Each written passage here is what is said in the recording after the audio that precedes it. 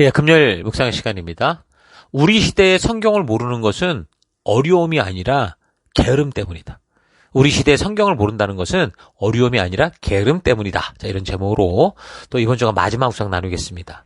어제 우리는 이른 비 늦은 비에 대해 말씀하는 것은 그 시대 불순종하던 백성들의 욕심스러운 고집으로 인해 벌어진 메뚜기 재앙으로부터 회개하고 돌이켜 언약의 자리에 올 때 저들을 회복하셔서 늙은이로부터 어린아이에 이르기까지 밝은 미래를 향해 꿈을 꾸고 행복한 내일을 꿈꾸게 하실 것을 말하는데, 그거는 그동안 없었던 새로운 약속을 하는 게 아니라 이미 하나님께서 시내산 언약을 맺으실 때 열방의 제사장 나라에 거룩한 백성답게 살아가는 그런 사람들을 위해 준비하셨던 거다라는 사실을 묵상해 봤습니다. 자, 그래서 이른 비 늦은 비를 운운하면서 뭔가 미래에 이루어질 새로운 언약인 것처럼 너무 심하게 선동하는 그런 일에 휩쓸리지 않도록 말씀에 근거한 바른 분별력을 가지고 말과 혀로만이 아니라 진실한 삶으로 이 시대의 축복을 약속받은 언약 백성답게 우리가 살아가야 된다라는 걸 생각해 봤습니다.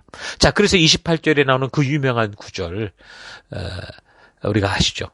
노인들은 꿈을 꾸고 젊은이들은 환상을 볼 거다. 그때가 되면 종들에게까지 남녀를 가리지 않고 나의 영을 부어주겠다라는 이 말씀, 이거는 하나님과의 관계가 회복되어 사명의 자리에 나아갈 때 하나님께서 이른 비와 늦은 비로 그 땅을 회복시키니까, 다시 말하면 모든 삶이 점점 좋아지니까, 오늘날로 말하면 경기가 좋아지니까, 그러니 어떤 거예요? 꿈이 생기는 거죠. 지금은 나라가 선진국인데도 뭔가 지금 전부 절망 속에 가잖아요. 그게 아니라 정말 제대로 된 발전이 있을 때는 우리가 늘 꿈을 꿨단 말이죠. 그러니까 자녀들도 예언을 하고, 그런 밝은, 예언한다라는 그 말이 그 밝은 미래가 다가오니까 뭐라는 거예요? 소망을 가진다, 그 얘기를 하는 거예요. 그리고 죄악된 사회 풍토로 인해서 질서도 없는 그 약육강식의 세상이 뒤집어져서 그런 세상에서 죽음의 길 절망의 어떤 언덕을 오르던 노인들도 세상이 다 달라지니까 꿈을 꾸게 된다는 거죠. 이제 나라의 밝은 미래가 다가오니까 그 말에 소망을 가질 수 있다라는 거예요. 그 같은 얘기가 계속 반복되는 거예요.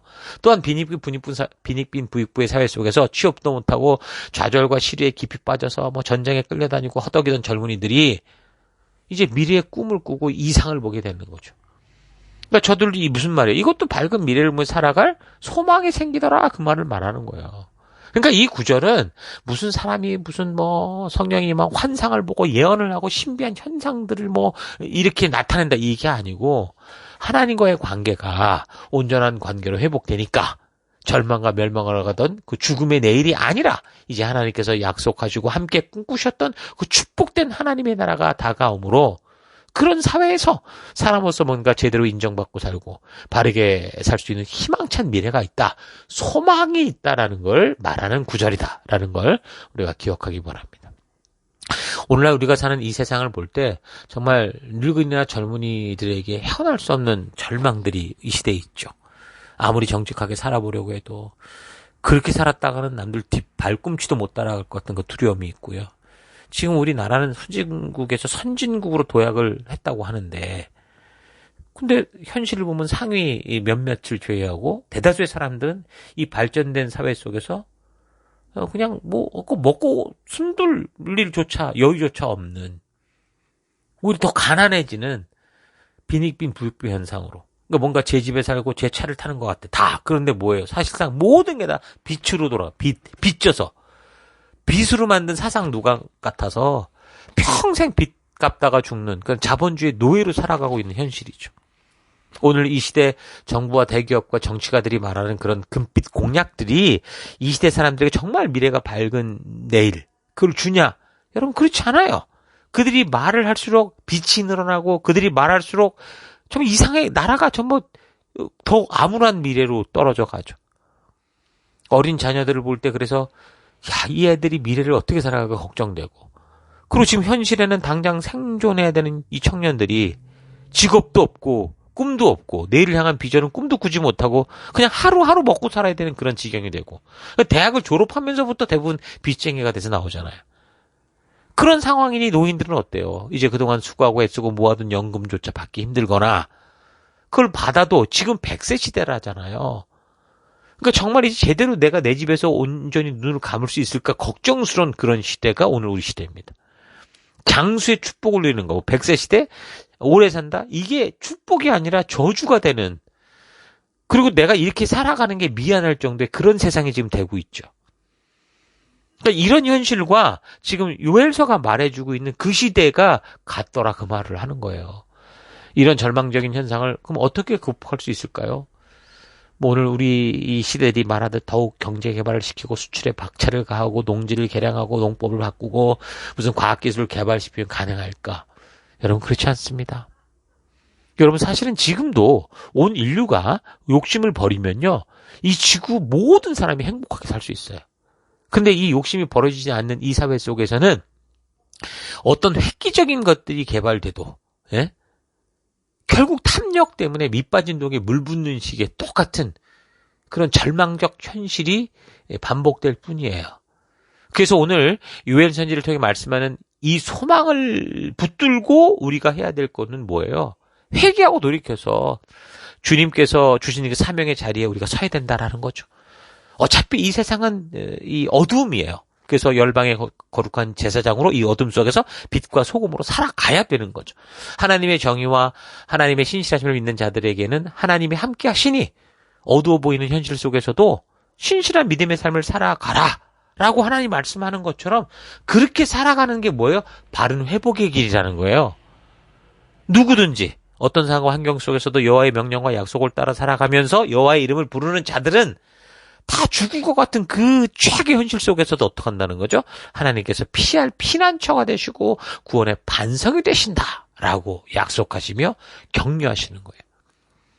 하나님을 믿는 성도 여러분, 여러분들의 삶이 어둡고 힘들어도 신실하시고 변함없으신 우리 살아계신 하나님의 눈동자가 여러분을 지켜보고 계신다라는 거 잊지 마시고 그 어두운 그곳에서 정말 함께 거룩한 믿음의 싸움을 쌓아가는 우리가 되길 바랍니다. 타협해서 쉽고 편안한 길을 찾는 게 아니라 정직한 길, 좁고 울퉁불퉁해도 바른 길을 걷는 믿음의 싸움을 해나가십시다.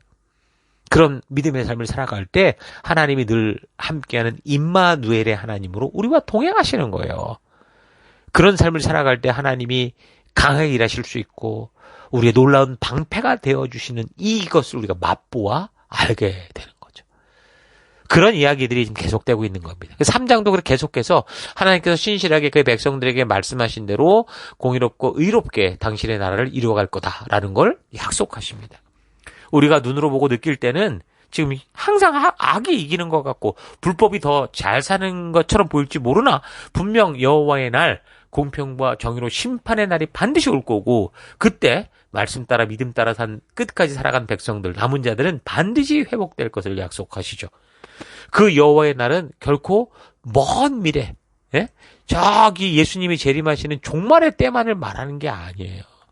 여러분 생각해보세요. 우리는 불과 100년도 살지 못하고 죽는데 100년도 살지 못하고 죽는 우리에게 이 말씀을 하셨다라는 것은 우리의 인생 속 어느 날 이런 날이 올 거다라는 거예요. 저는 그런 날이 우리의 죽음의 날이 되지 않길 바랍니다. 미리미리 우리의 젊은 날 하나님께 돌이킬 수 있는 우리가 되기를 바랍니다. 물론 우리는 그렇게 믿음으로 말씀 따라 살다가 어쩌면 이 세상에서 외롭게 쓰러져 죽을 수도 있을 거예요. 그러나 하나님께서 분명히 약속하셨죠. 그런 죽음은 헛된 죽음이 아니라고. 왜요? 하나님이 눈동자처럼 그 모든 일, 나의 삶의 모든 이 전말, 자초지정을 다 지켜봤어요. 그러니까 하나님은 내 삶과 내 죽음의 증인이죠. 그래 하나님의 눈에 그 죽음은 결코 헛된 죽음이 아니라는 거예요. 오히려 성경은 그래서 이렇게 의인들이 죽는 건 내가 얘들의 고통 속에서 내가 빨리 얘들을 데리고 내가 품어야 되겠다 해서 데리고 온 거다라고 말씀하실 정도예요. 그러니까 순교라는 게 뭐예요?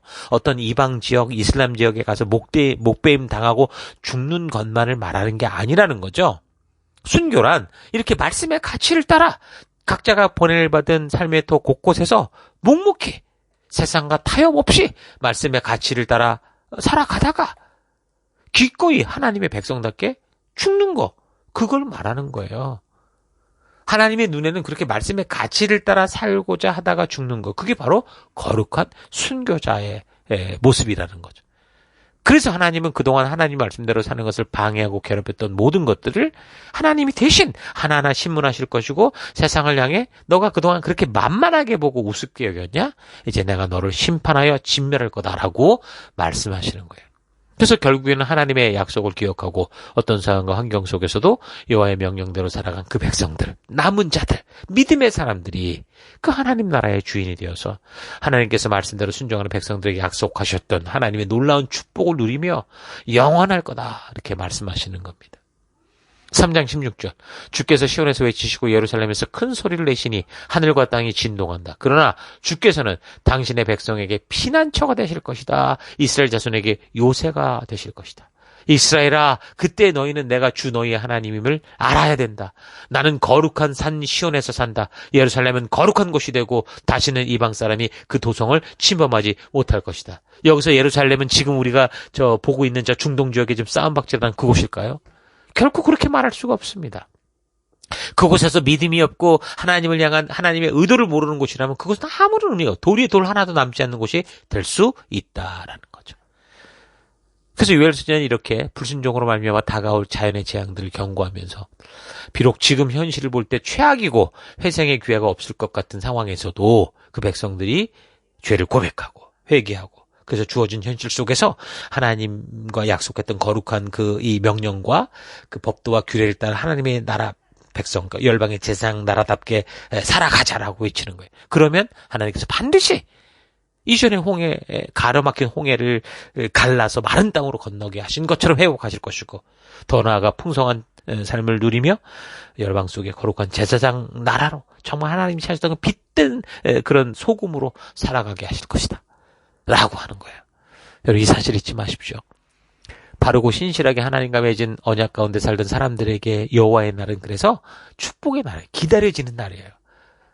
그렇지만 그렇지 않고 자기 생각과 욕심대로 살아갔던 그날은 그 여호와의 날은 심판과 저주의 날, 두렵고 고통과 지옥으로 가는 그런 날이 될 겁니다. 자, 여러분들은 그런 여호와의 날을 어떤 마음으로 기다리고 있습니까? 자, 이런 내용이 요엘서의 내용인데 요엘서를 좀 정리를 좀 해보면요. 먼저 역사적인 배경들을 바르게 알아야 된다고 그랬잖아요. 그래서 요엘서의 기록 시기를 우리가 남북왕국이 망한 후로 잡으면 성경 해석이 완전히 달라질 수 있기 때문에 우리는 이 요엘서가 기록된 시기가 언제라고 그랬죠? 전통적으로 보는 남유다 왕 요아스와 관련된 시기일 거다라고 했었어요. 근데 이제 그 역사를 보니 그 남유다 왕국의 여호사밧이 그 실수로 그냥 우상 숭배 집안의 며느리를 집안의 여자를 며느리로 데리고 오면서 결국은 그 여자 이 아달랴가 완전히 그냥 이 하나님이 약속했던 다윗의 혈통 이 하나님의 나라를 완전히 끝장낼 뻔했던 그런 역사를 그들이 걸어왔고 그래서 결국에는 그게 완전히 바알 우상 숭배지가 되었다가 그나마 그 여호야다라고 하는 제사장의 헌신으로 다시 하나님이 이제 그걸 더 역전하는 기회를 줬는데 그런데 그 제사장들이 어떻다고 그랬어요?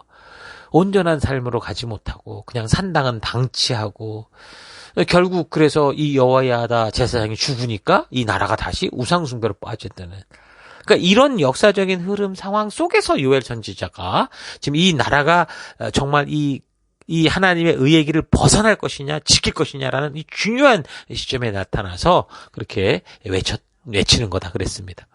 그래서 그 백성들이 만약에 그렇지 않고 지나치다가 여호와를 만나는 그 여호와의 날이 심판과 재앙의 날이 아니라 정말 하나님이 기뻐하시고 축복하시는 그런 상급의 날이 될 수 있도록 하기 위해서 이 백성들이 하나님과 맺은 언약을 잊지 않고 그 하나님 나라 부르심으로 나와라 라고 말하는 게 그게 뭐라고요? 요엘서라고 그랬습니다. 여러분 과거 AD 347년에서 420년경에 초대교회 교부였던 이 제롬이라는 사람 히에로니무스라고 부르는 이 유명한 신학자가요. 이 메뚜기 재앙을 이걸 그렇게 풀었어요. 각 시대, 각 나라로 비교해서 요엘서를 이렇게 풀어버리는 바람에 그 여파가 지금까지 교회 속에 계속됐던 거죠. 그래서 그렇게 고정화된 해석으로 인해서 요엘서에 대해서 역사적인 흐름대로 파악하기보다 그것이 아닌 것을 증명하기가 더 힘든 상황이 돼버린 거예요. 워낙 그렇게 이 제롬이라는 사람에 의해서 이게 이렇게 풀어져 버리고 났다니. 그래서 여러분 이번 기회를 통해서 요엘서를 이 역사적인 흐름에 따라 이 시대 백성들에게 하나님께서 말씀하시고자 했던 그 의도 하나님의 뜻을 먼저 깊이 생각해보는 그런 시간들이 됐기를 바랍니다. 이런 요엘서의 말씀을 통해 죄를 고집하고 우상숭배, 다시 말해서 욕심대로 살아간다면 우리가 만나는 여호와의 날이 축복의 날이 아니라 재앙의 날, 멸망의 날이 될 수 있다라는 거 잊지 마시고, 하나님께서 요엘 선지자를 통해 간절히 보여주듯이 오직 우리 주와 맺은 이 언약 백성이다라는 거 잊지 말고, 주의 백성답게 살아가는 그 신의 산에서 하나님과 약속한 그 규례와 명령과 법도의 가치를 따라 여러분 오늘 이 시대 속에서도 열심히 살아가는 여러분 되기를 바랍니다. 자, 오늘 하루 나는 성경을 살펴볼 때 그 성경이 적혀지게 되었던 그 시대의 역사적인 배경과 상황을 고려해서 본문에 기록된 역사적인 사실을 통해 우리에게 말씀하시고자 했던 하나님의 뜻을 분별하고자 했는지, 아니면 그런 성경을 바르게 이해하기 위한 노력도 없이 그저 읽기만 반복을 하거나 본문의 말씀이 잘 이해가 되지 않고 어렵다는 식으로 생각해서 자신도 모르게 성경을 멀리하고 그냥 남의 말만 듣기로 하고 있었는지 좀 차분히 되돌아봤으면 좋겠습니다.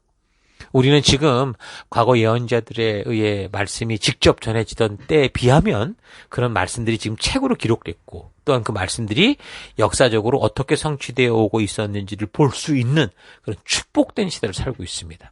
지금도 성경을 보지 못하게 하는 나라들이 있긴 하지만 우리가 사는 이 세상에서는 성경을 얼마든지 볼 수 있고, 또한 여러 버전으로도 볼 수 있어요. 또한 그런 성경의 역사적 배경들을 최소한이라도 설명해주고 있는, 주석해주는 그런 성경들도 많이 있습니다. 그리고 인터넷과 유튜브가 보편화돼서 많은 목회자들의 설교를 너무도 다양하게 듣고 볼 수 있는 세상이죠. 그래서 우리가 성경을 알지 못하고 어렵다고만 말하는 거는요, 참으로 핑계와 변명일 수밖에 없는 그런 시대입니다. 정말 우리는 하나님 앞에서 하나님의 뜻을 몰랐다라고 변명할 여지가 없어요. 그건 거의 대부분 영적인 게으름이 주된 요인이죠. 죄입니다. 내가 과거 하나님의 말씀을 어떻게 대해왔는지 그저 차분히 되돌아보고 매일 우리에게 하나님이 주신 오늘이라는 이 선물을 누리며 살아가는 하루하루 하나님의 진심을 이 성경과 역사를 통해 바르게 만남으로 어떻게 해요? 날마다 변화되며 거듭난 삶, 성장하는 삶을 살아가는 우리가 될 수 있기를 바랍니다. 성경의 모든 선지자들의 메시지는 다양한 시대, 다양한 환경 속에서 전해진다고 해도 그 전달하는 목적은 다 똑같다고 그랬습니다. 선지자들이 나타나 예언을 하고 미래의 일을 말하는 것은 이미 그 시대가 하나님과 맺은 언약을 잊었고 자기 마음대로 원하는 길로 갔기 때문이죠. 그래서 하나님은 선지자를 보내셨는데, 그럼에도 이 세대가 각기 제 길로 가기 때문에 결국 어디까지 가요? 당신의 아들 독생자 예수 그리스도를 보내시게 되는 겁니다. 하나님은 율법의 감시자가 되어서 우리가 바르게 걷지 못하면 징계를 내리려는 분이 아닙니다. 우리의 죄를 대신 담당해서라도 우리로 하여금 생명의 길, 축복의 길, 하나님의 축복된 이 나라, 백성답게 걷게 하시는 그런 분이세요. 이사야 53장 5절. 그러나 그가 찔린 것은 우리의 허물 때문이고 그가 상처를 받은 것은 우리의 약함 때문이다. 그가 징계를 받음으로 우리가 평화를 누리고 그가 매를 맞음으로 우리의 병이 나았도다. 우리는 모두 양처럼 길을 잃고 각기 제 길로 흩어졌으나 주께서 우리 모두의 죄악을 그에게 지으셨도다. 자, 이런 하나님의 마음을 우리가 이 선지자들 살펴가는 동안 만나지 못한다면 신약으로 들어와서 예수님의 그 탄생과 희생과 죽음과 부활, 승천의 의미를 바르게 알지 못할 거예요. 여러분 차분히 선지서들을 통해 우리에게 말씀하시고자 하는 하나님의 진심을 온전하고 바르게 만나서 기꺼이 감사함으로 우리에게 맡기신 이 새 언약 백성 된 삶을 매일매일 살아내는 여러분 되기를 주의 이름으로 축원합니다. 저 오늘 하루도 힘내십시오. 잠시 기도하겠습니다. 하나님은 우리에게 복잡한 종교적 삶을 원하시는 것이 아니라 우리의 마음 중심으로 하나님을 믿고, 그래서 하나님께서 창조주로서 주신 그 삶의 길을 따라 걷기 원하시는데, 한 치 앞도 보지 못하는 너무도 유한한 인생이면서도 자유의지를 가졌다고 하나님을 내가 원하는 신으로 만들고 내 원하는 대로 조정하려고 했던 완악한 삶을 회개합니다. 남유다 왕국이 더 깊은 죄악의 길, 헤어날 수 없는 욕심들의 길에 빠지지 않도록 요엘 선지자를 보내셔서 말씀하신 이 요엘서의 본문을 통해 하나님의 진실한 마음을 만나고, 그래서 기꺼이 내가 보냄을 받고 살아가는 삶의 더 곳곳에서 하나님의 언약을 따라 살아가는 내가 되기 원합니다. 우리가 말을 잘 들으면 축복 주고 그렇지 않으면 어려움과 고통을 주는 하나님이 아니라 이미 우리에게 주신 그 축복된 삶의 길을 떠나 스스로 저주와 멸망의 길을 가게 되는 것을 막으시며 축복의 길로 돌아오게 하신 하나님이다라는 거 잊지 않고, 내게 주어진 매일매일의 상황과 환경이 어떠하든 오직 우리 주님의 말씀의 길을 따라 우리 하나님과 동행하는 길로 나아가는 내가 되길 원합니다. 하나님, 이 시대에 내가 성경이 어렵다, 하나님의 말씀이 어렵다라고 하는 건 핑계요, 게으름이다라는 거 잊지 않고 하나님 부지런히 우리 주님의 말씀 앞으로 깊이 들어가 또 여러 가지 발전된 이 사회 속에 주어지는 그런 좋은 자료들을 가지고 하나님의 중심을 깊이 만나가는 그런 하루 되길 원합니다. 또 그 길로 이끄시고 인도하시고 동행하심 감사드리고 예수님 이름으로 기도했습니다. 아멘.